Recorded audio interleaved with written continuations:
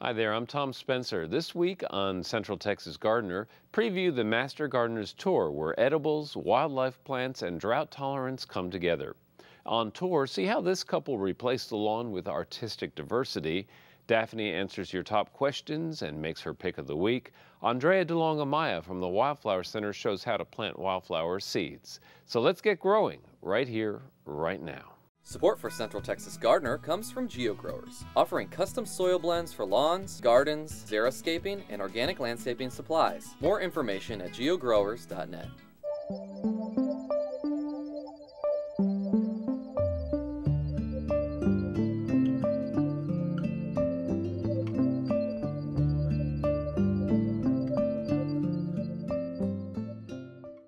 Some of us reduce the lawn a little at a time to make room for wildlife, plants, and food for the kitchen. Ann and Robin Matthews took the big plunge, however, front and back with an artistic makeover. Let's take a look. Ann and Robin Matthews grew out of their grass into gardens, front and back. They joined with neighbor Donis Doyle to unite their yards and philosophies: low water use, artistic expression, and wildlife habitat. Priorities have changed since they kept up their lawns. Which was great when you had kids and play and baseball and football and this, that, and the other. And then they grew up and we don't have any need for that much grass, and it's expensive to water it. So over the years, we have just gotten rid of the grass little by little. And so now we have no grass at all. Ornamental plants and vegetables. We started out with a circle. It was going to be my herb garden, herb and butterfly garden. And so we did that.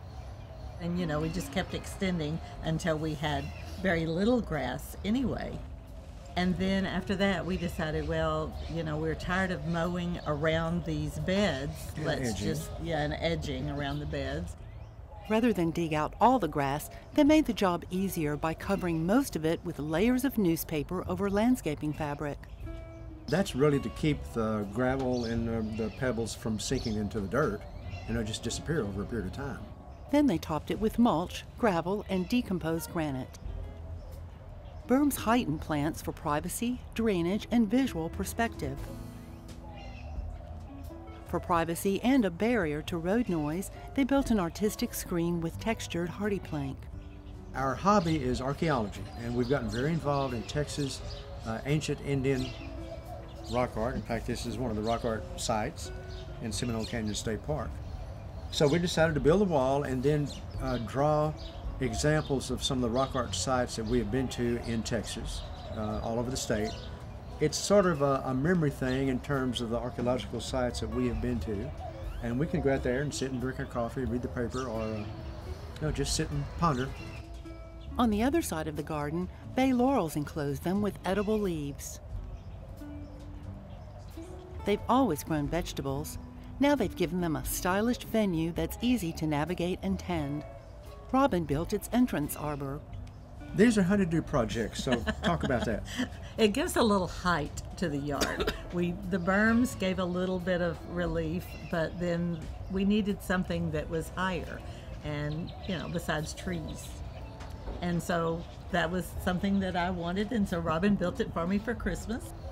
I told my children that I think it would be really fun to have a wind vane. So they searched forever and found a wind vane for me for Christmas one year. Since handmade art is integral to them, they completed their new picture with a sculpture they bought. They added lights for nighttime outdoors. Robin brought out the saw again, this time for a tucked-in viewpoint.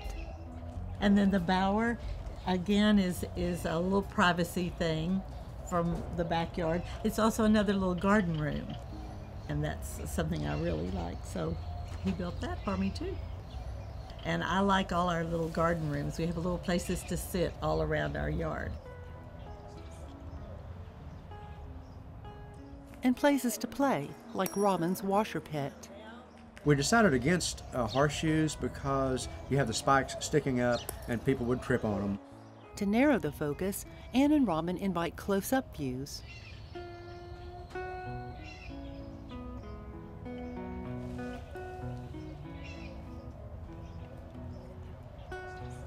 Especially, they like to focus on the wildlife that joins them in their certified backyard habitat.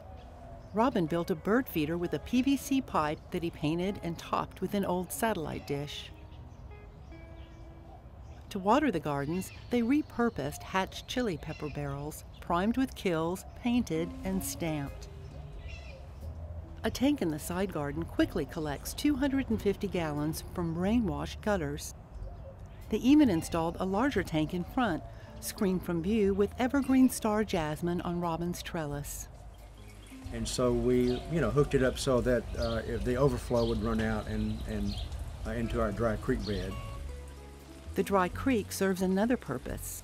The one in our front is to help drain the excess water because the entire front part of our house, half of our roof line drains into the front yard. And in a real severe situation, it collects water considerably. So we decided we would need a way to drain excess water out quickly. So we did that. Our next door neighbor, Donis, did a similar dry creek bed to collect water off of her house. It diverts it to the back part of her yard, which keeps it from flowing into the front part of our yard. In front, they dug out grass and built berms filled with edibles, ornamentals, and plants that bring wildlife to their front door.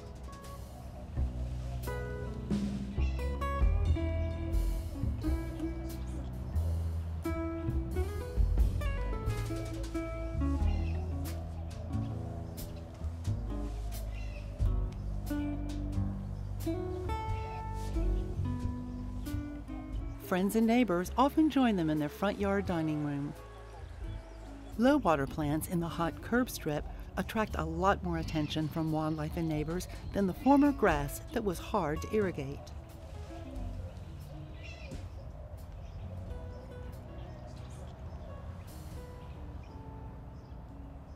To signify the new path, Robin constructed cement molds around standard pavers.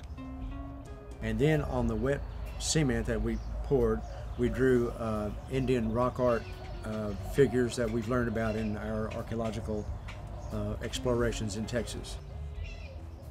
Their paths unite with long-term neighbor and friend Donis Doyle. We do things together. And so we decided, well, let's just make our yards blend together.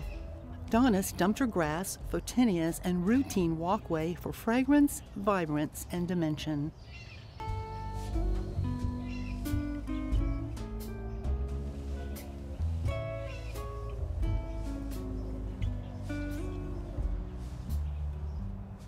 She promotes each journey with handcrafted art that she embellishes. For privacy and back from a daycare center, Robin assisted with the installation of galvanized panels after posts and framing were completed by a professional. You can sit out there and feel like you're in a little room. Donis grows her edibles in stock tanks. For both families, it's a connection that extends far beyond their friendship. Every little, stepping stone, rock path, every little whatever has its own memories attached to it. And it's also the neighborhood. We have a lot of people that walk around in this neighborhood, and people are always walking by our front yards, Donis's and ours, and stopping and looking. And if we see them, we'll go out and talk to them and get to know them. Well, that beautiful garden is going to be one of several that is going to be on the tour of the Travis County Master Gardeners Association coming up, and we're going to be talking about the rest of the gardens here in just a short while. I'm joined by Holly Plotner and Caroline Williams, both of them with the Travis County Master Gardeners program, both alums of that program, I will say, proud alums. First off, thanks for being on Central Texas Gardener. Thank you. This is an exciting tour. The theme is edible gardens, which we'll delve into in just a moment. But Caroline, let's start off by giving people just a hint about what the Travis County Master Gardeners are all about, and then we can dive into the specifics with the tour. Okay. Well, we're the people that like to talk about plants, and so we like to talk to people about other plants, yes. We're a program of the Texas AgriLife Extension Service, and we provide non-biased, sound horticultural advice for the community. We're a nonprofit. trained volunteers who give their time to the community to help others garden well in Central Texas. All right, well, all very noble, and I know many people who've gone through the program and have really benefited from the rather rigorous program that it has become. Yes. And if people are looking to be experts in the gardening, this is probably the fastest route they can take. Holly, let's talk a little bit about the tour itself and the theme for this tour. Well, our theme for the tour is edibles in the landscape. Okay. And we're stressing the importance of edibles, not just for wildlife, because we've been talking about that for a long time, that we want to provide food for the birds and the insects and all the little critters, but we're talking about edibles for humans as well. Mm-hmm. Especially with the recent downturn in the economy, victory gardens have sprung up all across the country, and people are realizing that they can do a lot in their own backyards. Capital Area Food Bank works with over 300 client agencies to distribute food just in Central Texas, and part of that is because Texas ranks pretty high in the nation among states that have the highest number of people that need food assistance. This is a Sustainable Food Center program works with adults and youths to teach them how to grow their own food, teaching about nutrition, about the plants around us. So we're another side of that, but on our tour we want to show you very visually how you can do this in your own garden. Yeah, and the idea really here is to integrate the edibles right into the landscape, not to have, you know, segregation of functions. You can have your little vegetable garden or your little herb garden, but you can also just make them as part of your overall landscape design. They don't need their special little bag. Yeah, they don't need to be contained in this special area, right? Now, and I love the theme "Keeping Austin Edible," which is what the one of the sub themes, I guess, for the tour this year. One thing that, real briefly too, there's a great series of products or books and publications that Master Gardeners have put out as well. And I'm sure that you'll be touting those. There'll be lots of talks during the course of the day, but real briefly mention those. We've researched and published 2 books, The Garden Guide for Austin and Vicinity, which is in its 4th printing, we're very happy about, and Creating a Drought-Resistant Garden in Central Texas. But we've also created an online brochure, Broccoli to Butterflies, which is for teachers really to create the September through May school gardens. So for all the schools getting started, that's just a great resource. All right. Well, let's move through the other gardens that are going to be part of the tour. We've just experienced in that beautiful video one of them. That we're going to kind of march through these because I'm sure there's a lot to say, but there's one and nice different themes for each garden, and one is called Golf Course Home. Tell me about that one. That is the home of Mary Castle. She is one of our master gardeners, and it's on the 17th fairway of a golf course. And so this is borrowed scenery. In other words, she didn't have to buy the entire golf course, just the one home site. She has rainwater harvesting. She has citrus. She has a lot of diverse plants for wildlife food.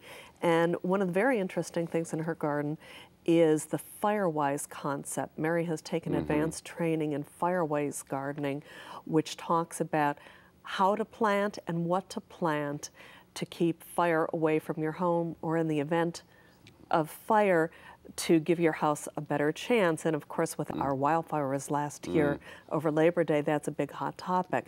So she'll also be talking about that, but you can see the concepts at work in her garden. That's great. Now, the next one is Hill Country Rural Home. Who's got that one? Right. I got that one. Okay. That's another one of our master gardeners, Jennifer Phillips. This is a green-built home. It's a very, very beautiful home. They have taken out all of their lawn. There is no lawn there, so there are just garden beds. She has edibles integrated into the landscape beds, and then she also has raised beds of herbs and some other garden edibles. She has owl boxes and bat boxes and rainwater harvesting. It's a very eclectic look, but it's also, you move through the space very beautifully around this really unique contemporary home in the middle of this rural landscape. Sounds great. Sounds very appealing. Now, Eat My Sidewalk is the theme for the next one, which sounds like a dental work could be called for here, but well, it's a little eclectic garden, but the gardener is a little eclectic also. That many of Austinites know Renee Studebaker, and this is her garden, and she's an accomplished garden writer, designer, blogger, photographer, and cook. And it's a graceful older home in an older area of Austin, but she has worked in so many quirky, unique ideas that a lot of people that have smaller lots, I think, will enjoy seeing her interpretation of how to do something a little bit different. And she also has native plants, herbs, vegetables. She eats almost daily from her garden, and she will be making a lot of appetizers and showing other people how to make appetizers and sample them. Oh, that's great. That's one of the fun things about garden tours is meeting the gardeners. Absolutely. And I know that, Exactly. and I've already referenced the fact there are going to be multiple talks at each of the gardens all day long. Yes. So lots of learning opportunities here at the throughout the day. And I Yes. just want to interject that that is one thing that really makes our tour unique, that this is a learning opportunity, and we're not trying, even though these are all very beautiful gardens, we're not showcasing the fact that these are big magazine spread kind of looks. These are things that you can do in your garden, Right. and we're going to help you do it. Well, the next garden on the list is Hill Country Heritage Garden. And Correct. Caroline, I think you're going to be taking that one, right? I think so. It belongs to me. So, Okay. my husband and I worked on this particular area for about 3 years, and we created, more so he, but the medicine wheel from the Native American culture, a Hill Country, Fredericksburg style cottage garden, and I've incorporated a lot of herbs and, again, tough Texas natives and vegetables and roses. I have about 20 antique roses, and they're just kind of all thrown in there together, and they reside very happily side by side. It sounds great. Sounds like it should be beautiful. And I saw some images. It does look beautiful, so I think people will enjoy that space. The last one on the list is the Travis County Master Gardener's Demo Garden, Exactly. which is one that is not always open to the public. This is the first time it's going to be on our tour, and they have gone in and done very much earth-kind landscaping projects just to show that the best organic and traditional gardening with landscaping principles combined create a really great earth-kind type atmosphere that the whole concept is to encourage water conservation, reduce your fertilizer and pesticide use, conserve your energy, and the reduction of waste in the landscape. Okay. All of this sounds great. Now, real briefly, again, this is happening on Saturday the 20th of October. 9 to 4. Right, and people can buy tickets for the entire group? Up until the 17th of October, you can go on our website and buy discounted for $15. Okay. Though after that time, it's $20 for all 7 gardens. Okay. Or you can buy at each individual garden for $5 each. Okay, well, again, sounds like a great tour. Congratulations on putting it together. I know that people will have a lot of fun visiting these gardens and getting tips from the gardeners and also participating in all the classes that are going to be going on. It should be a great day. Thank you. Hope the weather holds up for you. Yes, it rains right up until then. That'd be great. All right, well, thank you again so much. And coming up next, it's Daphne. Hi, I'm Daphne Richards, and we've got another great question this week from one of our viewers. Is there any harm to my yard from dumping used cat litter in the grass, but not using it to fertilize a garden that's used to grow food? Well, although tossing the kitty litter into the grass a couple of times probably wouldn't do much damage, I would advise against it, especially long term, even in non-food areas of the yard. The small amount of cat waste in the litter is really not the issue, especially in non-edible beds. But the kitty litter itself would, in effect, become a soil amendment. Most of these products are either made from clay or silica. Clay is clumping and does not easily break up in the soil, so it would probably just stay on the soil surface as little balls. And if you have a heavy clay soil, you are already familiar with the problems caused by having too much clay in your soil. Silica products would be less of an issue, since silica is basically coarse sand. And then there are the biodegradable products, which would theoretically break down over time, making them the least problematic in this situation. Unfortunately, I still think it's best to just go ahead and send used kitty litter to the landfill. Our plant this week is bay laurel, Laurelus nobilis. This beautiful evergreen shrub is indeed the same one of culinary fame. Although I wouldn't suggest planting one now, you should wait until spring, I couldn't resist highlighting this plant in honor of the wonderful privacy hedge of bay laurel in this week's garden at the Matthews home. Although native to the Mediterranean, bay laurel does very well in Central Texas landscapes. In its native habitat, bay laurel can get up to 40 feet tall, but here it will remain much shorter, closer to 4 or 5 feet, and it will grow also much more slowly. You can also hedge it back to keep it manageable if it gets too tall. It also does great in a container. Since Mediterranean winters are not usually as cold as ours here, you may need to protect bay laurel on an extra cold night, especially during the first few years. But well-established trees should experience very little freeze damage, even with temperatures down into the teens, as long as those temps are not prolonged.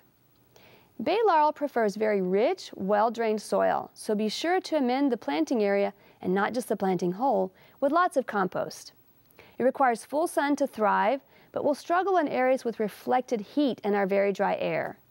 You will need to water bay laurel regularly, but not more than once a week once it's established, except in very hot, prolonged dry spells. Of course, since this is a culinary plant, you'll want to harvest some of the leaves, which you can do at any time of the year. Since bay laurel is so shrubby, it responds well to pruning, especially if it's healthy, and will put on new growth every time you harvest. To do in your garden this week, it's time to plant transplants of cool weather vegetables like arugula, broccoli, cabbage, cauliflower, and Chinese cabbage. If you have a lawn, now would also be a good time to fertilize it, to encourage it to make lots of new roots this winter so that it will be more water efficient this coming summer. We'd love to hear from you, so please visit klru.org/ctg to send us your pictures or plants from your garden. Thanks, Daphne. Now let's check in with Andrea DeLong-Amaya for Backyard Basics. Hi, I'm Andrea DeLong-Amaya, and I'm the Director of Horticulture at the Lady Bird Johnson Wildflower Center. It's fall, and we're planting like crazy. Fall is the best time to plant wildflower seeds for spring annual blooming wildflowers. So we get a lot of questions about the Texas bluebonnet, which is our state flower of Texas. And I'm going to talk about some steps to get you to grow a nice, successful bluebonnet patch. The first thing you want to do is make sure you have a really nice site selected. You want to have a place that has great drainage, full sun, and is not too fertile. One of the biggest problems that people have with bluebonnets in particular is that they plant in a garden that has too much compost or too high in nitrogen. They really like lean soils. The next thing you want to do is prepare your site and make sure it's clear. You don't want to have a lot of extra vegetation. If you have existing vegetation on site, you might want to mow it and then rake off a lot of the existing vegetation, or ideally you would just be starting with a blank slate and just bare soil. That's going to be giving you the best wildflower display. And about a half a pound will cover about 1,000 square feet. And the first thing you want to do is scarify the seed, or maybe you don't. If you scarify the seed, what that does is it gives you a lot more germination the first year. Nature's insurance policy is that the seeds have a very thick coat, and each year they'll start to erode, and each year you'll have a few more bluebonnets germinating. So over time they will all germinate, but they might not all germinate right away. If you scarify them though, you can get that to happen a lot faster. You'll get a higher percentage of germination right from the bat. So one of the ways that you can do that is to nick the seeds with a knife. You have to be very careful not to cut yourself, and they're very tiny seeds, so I don't really recommend that. Another way to do it is to just take some very coarse sandpaper and rub those seeds. And do that, actually what's really great is to do it over a concrete pavement because the concrete itself will also scarify them from underneath. So that's another easy way you can scarify those seeds. Another technique that I use, because it's the simplest, is to put your seed in the freezer overnight and then pour boiling water. And that sounds really brutal, but it works. And then you soak those seeds for a little while, and that will puff up the seeds. They'll get nice and hydrated. And another technique, which I don't recommend for most people, is to use sulfuric acid, but really leave that for professionals because you don't want to have to be messing with those nasty chemicals. Another thing that you might want to do, especially if you're starting a bluebonnet patch in an area that's never had bluebonnets before, is to use a rhizobium bacterium. And what that is, you can buy it in a little packet. It's a little black powder, and you mix it with the seed. So What you can do is, if you soak your seeds overnight and they're nice and plump and moist, then you can sprinkle the rhizobium powder on them, mix it up together. Some people like to put milk in there. The milk makes the rhizobium a little bit stickier, and then you can disperse the seed after that. So the next thing you want to do is put your seed down on your prairie or your wildflower meadow. And this little soil sample is going to pretend to be a meadow for us. And you just want to lightly scatter those seeds according to the seeding rate that you have calculated. And a lot of seed companies will tell you what that is. Then you want to make sure that you keep the water, keep your little seedlings watered as they're growing. And then the main thing is you want to keep the weeds out. So learning how to identify the different plants in their different stages is really critical. Some of the common mistakes that people make is to not have that good soil to seed contact. You want to make sure that the seeds are actually touching the soil. That's the critical thing. You also want to make sure that you have good sunlight and that plants are in soils that are not too rich. Don't fertilize them, don't mulch them. Mulch will inhibit those seedlings from germinating. And then you want to, again, make sure that you get all the weeds out of your bluebonnet patch. Some other species that you might consider growing now in the fall would be Texas Star. Pinky named primrose is another nice one that you see on the roadsides a lot. Basket flower is a great one. It's really good for attracting hummingbirds and butterflies, different species of coreopsis, and then the horse mint or lemon mint is another really good one. This is Backyard Basics. I'm Andrea DeLong-Amaya. Come visit us at the Wildflower Center and also check out our website for more information.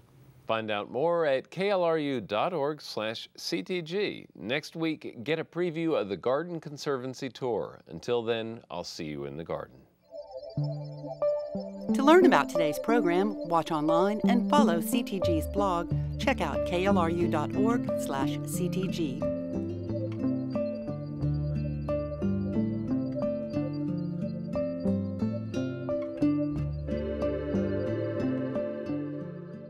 Support for Central Texas Gardener comes from GeoGrowers, offering custom soil blends for lawns, gardens, xeriscaping, and organic landscaping supplies. More information at geogrowers.net.